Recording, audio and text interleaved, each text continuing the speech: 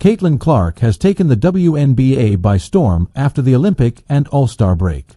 The Indiana Fever's star rookie was snubbed to represent Team USA in Paris, and something that may have fueled her to go on a rampage once the season resumed. Fox Sports radio host Jason Smith comes from the same school of thought.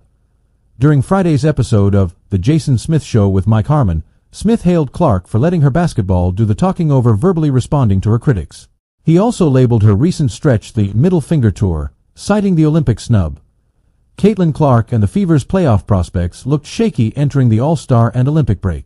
They were 7th in the league with an 11-15 record after enduring a 1-8 start to the season. However, Clark and company turned things around after the break, registering a 7-2 run as of Saturday.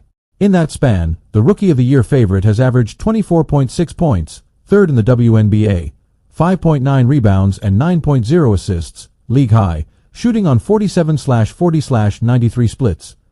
The Fever have stormed to an 18-17 record and cemented their playoff berth. They are 6th in the league and could enter the postseason in the same position. The Indiana Fever failed to get over the hump in their ultimate test against the Minnesota Lynx on Friday. The teams have been the best since the season resumed. They had the same record entering the contest. However, the Lynx's experience saw them topple Indiana again after winning their last battle on August 24, 90-80. Caitlin Clark and company lost Friday's game 99-88. Both their losses have come against the Lynx since the season resumed. They could also meet in the first round of the playoffs if Minnesota finishes third while the Fever remains 6th. Caitlin Clark's efforts kept the Fever afloat for most periods, except late in the fourth quarter, where a momentum-swinging turnover by the former Iowa star potentially cost the Fever the game. With 5:13 left on the clock and Indiana trailing 81-77, Clark turned the ball over. A potential field goal on that play could have put pressure on Minnesota, but that wasn't the case.